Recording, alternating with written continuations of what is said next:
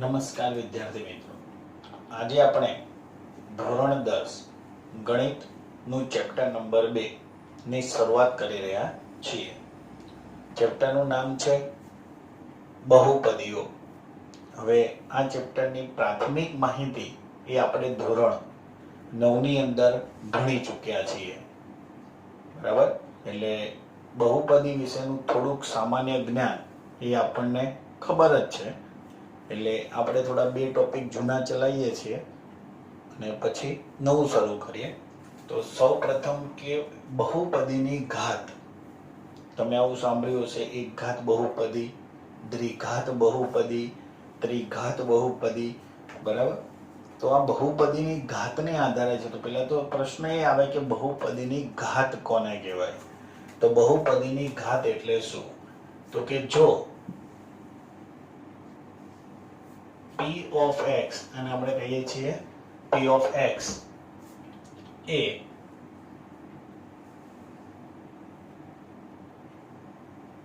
x માં બહુપદી હોય તો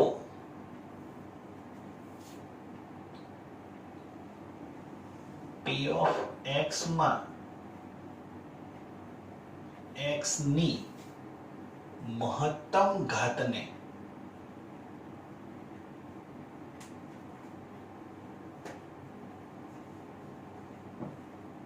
બહુપદીની ઘાત કહેવાય.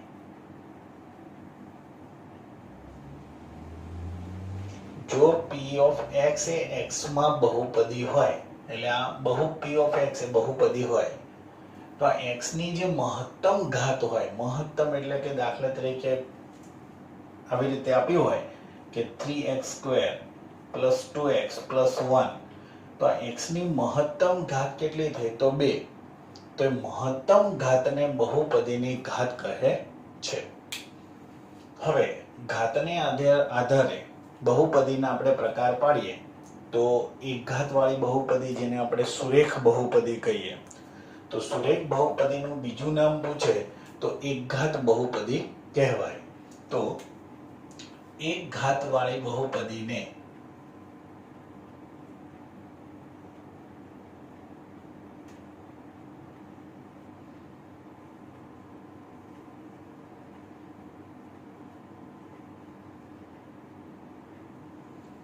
સુરેખ બહુપદી કહે છે. દાખલા તરીકે કોઈ પણ એક ઉદાહરણ આપ્યો કે ભાઈ જેને એક જ ઘાત હોય એવું ઉદાહરણ આપવાનું. તો 3x + 5, વિચારો આ x ની ઘાત કેટલી છે? તો 1 છે. એટલે માટે એને શું કહેવાય? તો સુરેખ બહુપદી. બીજી કોઈ પણ બહુપદી વિચારો, ધારો કે √5x - 3, તો આ પણ સુરેખ બહુપદી. કેમ? તો કે x ની ઘાત કેટલી? 1.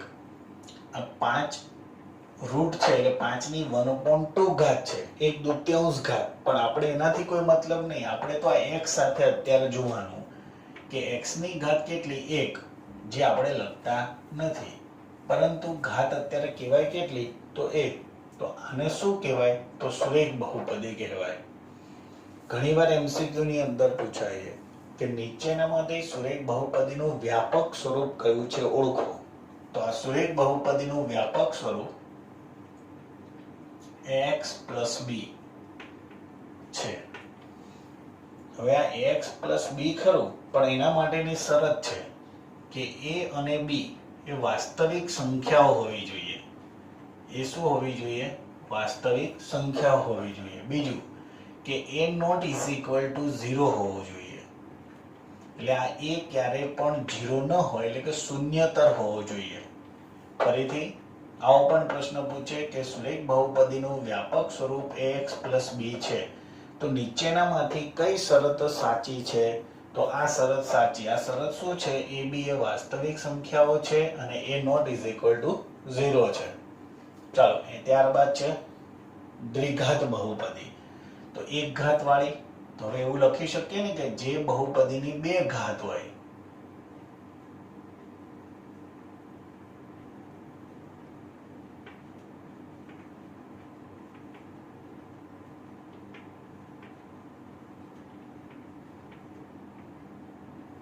તે બહુપદીને દ્વિઘાત બહુપદી કહેવાય. હવે ઉદાહરણ આપી એટલે કે દાખલા તરીકે બે ઘાત વાળું બોલવાનું, તો 2x² + 3x + 9. હવે ચેક કરવાની મોટામાં મોટી ઘાત કઈ 2, તો એને કઈ કહેવાય? દ્વિઘાત બહુપદી. ઘણીવાર આવું જ આપશે, 3x² - 1.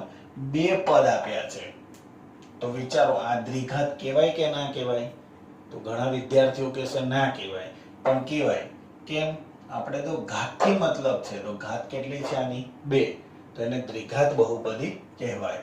હવે એનું વ્યાપક સ્વરૂપ તો ax² + bx + c. આ એનું શું છે? તો વ્યાપક સ્વરૂપ છે. બાજુમાં શરત આની જેમ જ લખવાની કે a b c એ શું છે? તો કે વાસ્તવિક સંખ્યાઓ છે અને a not = 0, એટલે 0 નથી. તમે વિચારો, જો આ પદ 0 થઈ ગયું તો આ તો bx + c એટલે આના જેવું થઈ જાય, એટલે આ સુરેખ બહુપદી થઈ જાય. એટલે આપણે પહેલા જ શરત લખીએ છીએ not = 0. ચાલો હવે ત્રિઘાત બહુપદી, તો જે બહુપદીની બે ઘાત હોય તો અહીંયા શું લખશું? 3 ઘાત હોય. તો કે જે બહુપદીની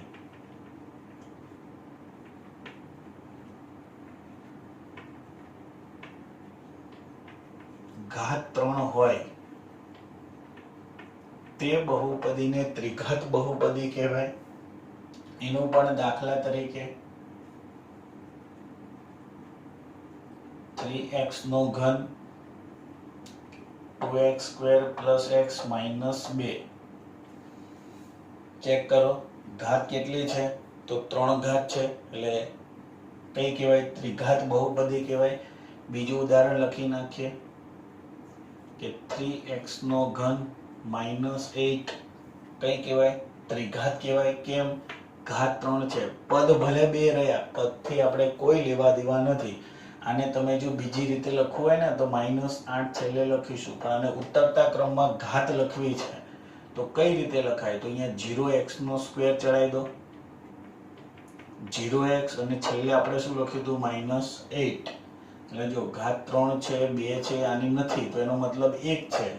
અને અહીંયા x ની 0 ઘાત કહેવાય. કોઈ પણની 0 ઘાત એટલે જવાબ શું થઈ જાય? 1. કોઈ પણની 0 ઘાત તો જવાબ 1. તો આ રીતે પણ લખી શકો, અને આ બે પદ ન લખો 3x3 - 8 તો પણ ચાલે. હવે એનું વ્યાપક સ્વરૂપ આવી જ રીતે લખવાનું કે ax3 + bx² + cx + d. હવે એની શરત લખો, તો આપણે લખીએ a b c d. આ કેવી છે? તો કે વાસ્તવિક સંખ્યાઓ છે. બીજું a not = શું થશે? 0. એટલે આ સુરેખ બહુપદી, દ્વિઘાત બહુપદી અને ત્રિઘાત બહુપદી વિશેની વાત આપણે કરી. હવે આપણે કરીએ છીએ બહુપદીનું શૂન્ય. કે બહુપદીનું શૂન્ય કોને કહેવાય? કે જો p of k = 0 થાય તો k ને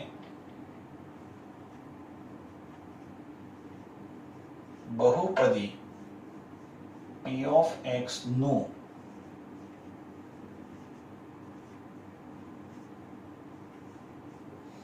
શૂન્ય કહે છે. p of k = 0 એટલે k ની આપણે એવી કિંમત મૂકવાની કે જેથી જવાબ આપણને શૂન્ય મળે. તો આ જે k છે એને બહુપદીનું શું કહેવાય? શૂન્ય કહેવાય. ધારો કે કોઈ પણ એક બહુપદી લઈ લો, આ લઈ લો, ધારો કે 1 મૂકો, જવાબ 0 થઈ જાય તો 1 એનું શૂન્ય છે. 2 મૂકો, જવાબ 0 થઈ જાય તો એ પણ એનું શું છે? શૂન્ય કહેવાય. હવે આપણે એક ઉદાહરણ લઈએ કે દાખલા તરીકે કોઈ પણ બહુપદી લઈ લો કે બહુપદી p of x = x² - 3x - 2. આની અંદર x = 0 મૂકી જુઓ, x = 1 મૂકી જુઓ અને x = 2 મૂકી જુઓ. જો જવાબ 0 થઈ જાય તો બહુપદીનું શૂન્ય છે, નહીંતર શૂન્ય નથી. હવે x = 0 મૂકો તો આપણે x ની જગ્યાએ જ્યાં x છે ત્યાં આપણે શું મૂકીશું? શૂન્ય મૂકીશું. ચાલો, આનો જવાબ તો શૂન્ય કહેવાય, આનો પણ શૂન્ય કહેવાય અને આનો 2 કહેવાય. તો આપણો જવાબ શું આવ્યો? 2. આ 1 મૂકો p(1) તો 1 નો સ્ક્વેર 3, આ x છે એની જગ્યાએ 1 મૂકો 2. શું કરીએ છીએ? તો જ્યાં x દેખાય ને ત્યાં 1 મૂક્યો, અહીંયા 1 મૂક્યો, અહીંયા 1 મૂક્યો, બાકી બધું એમનું એમ. 1 નો સ્ક્વેર 1 -3 +2. જો 3 એટલે 2 અને 1 એ 3, 3 માંથી 3 ગયા, જવાબ શું થઈ ગયો? શૂન્ય. ફરીથી મૂકી જુઓ, 2 નો સ્ક્વેર, અહીંયા 2 અને 2, 2 નો સ્ક્વેર 4, 3 દુ 6 અને +2. હવે તમે સમજો 4 અને 2 એટલે 6, 6 માંથી 6 ગયા, તો જવાબ શું થઈ ગયો? શૂન્ય. તો એનો મતલબ એવો થયો કે આ શૂન્ય નથી, પરંતુ આ અને આ જવાબ જો શૂન્ય થઈ જાય છે એટલે જવાબ શૂન્ય થાય તો એને શૂન્ય કહેવાય. તો એવું લખી શકાય કે આમ 1 અને 2 એ p(x) ના શૂન્ય છે. એટલે શૂન્યમાં આપણને શું ખબર પડી? કેવી ખબર પડી કે જે કિંમત અંદર મૂકીએ અને જો જવાબ 0 થઈ જાય તો એ શૂન્ય કહેવાય. હવે શૂન્યોની સંખ્યા. શૂન્યોની સંખ્યા એટલે આપણે જો એક સુરેખ બહુપદી હોય, દ્વિઘાત પણ હોય અને ત્રિઘાત પણ હોય. તો સુરેખ બહુપદી, પહેલા આપણે સુરેખ બહુપદી વિશે ભણીએ કે સુરેખ બહુપદી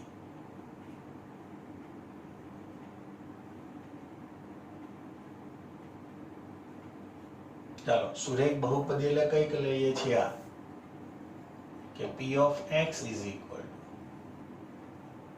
x + b નું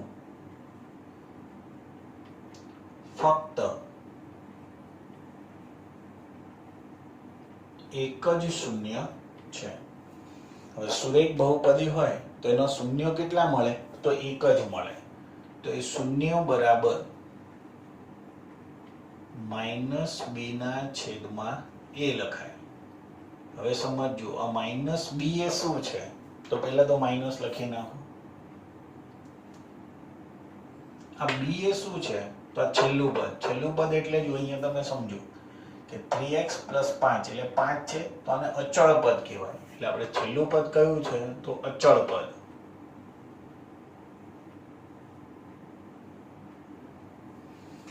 હવે આ આગળ વાળો એટલે x નો સહગુણક કહેવાય. આ એ શું છે? તો x નો સહગુણક.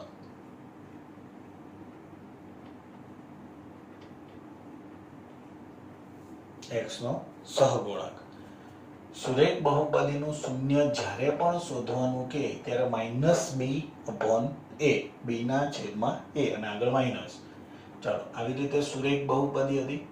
હવે દ્વિઘાત બહુપદી વિશે લખી નાખીએ કે દ્વિઘાત બહુપદી હોય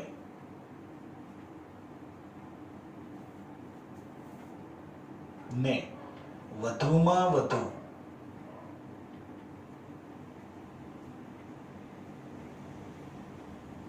શૂન્યો કેટલા મળે? તો 2 મળે. હવે ધારો કે ત્રિઘાત બહુપદી હોય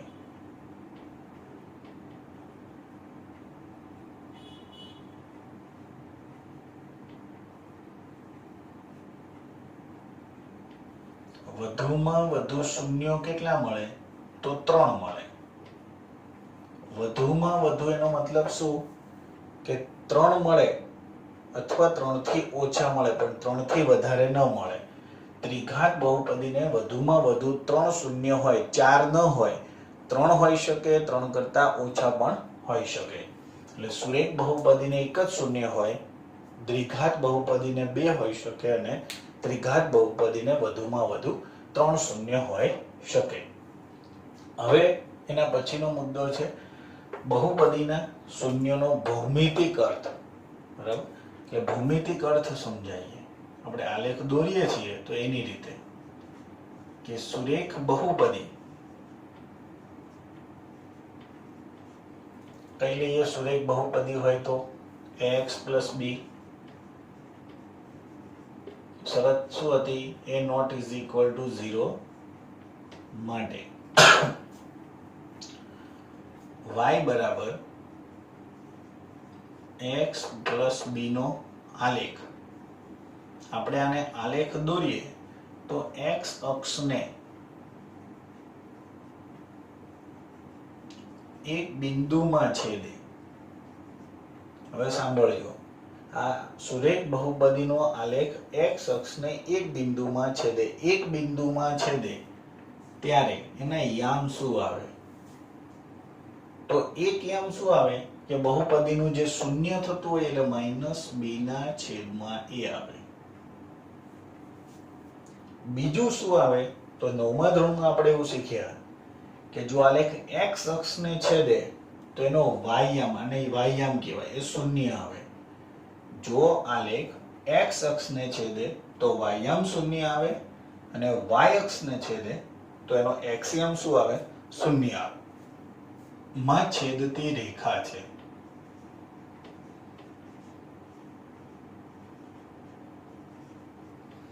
એટલે સુરેખ બહુપદીનો આલેખ દોરો તો એ કયા બિંદુને છેદે? તો -b/a બિંદુને છેદે. x અક્ષ ઉપર છે એટલે એનો y યામ શું થઈ જશે? શૂન્ય. હવે એક નવો મુદ્દો કે y બરાબર એ x² + bx + c નો આલેખ. એટલે આ તો આપણી દ્વિઘાત બહુપદી થઈ ગઈ. હવે આ આલેખ માટે શું છે કે a greater than 0, a less than 0. એ જ્યારે 0 કરતા મોટો હોય એટલે આ a એ 0 કરતા મોટો હોય ત્યારે આલેખ જે છે એ ઉપરની તરફ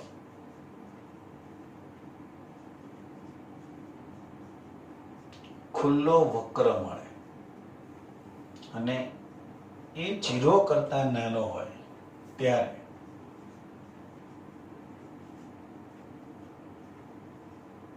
નીચેની તરફ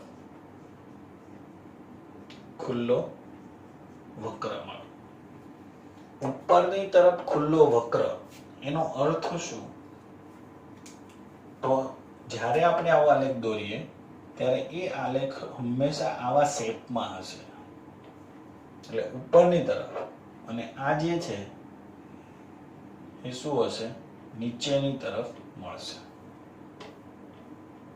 ક્લિયર અહીંયા સુધીનું? એટલે આ ભૌમિતિક શૂન્યનો ભૌમિતિક અર્થ આપણે સમજાવ્યો. અહીંયા આપણે શું ભણ્યા? બહુપદી, બહુપદીની ઘાત, એકઘાત, દ્વિઘાત, ત્રિઘાત, બહુપદીનું શૂન્ય, શૂન્યોની સંખ્યા, અને આલેખ ઉપરની તરફ વક્ર અને નીચેની તરફ વક્ર ક્યારે મળશે એ સમજ્યા.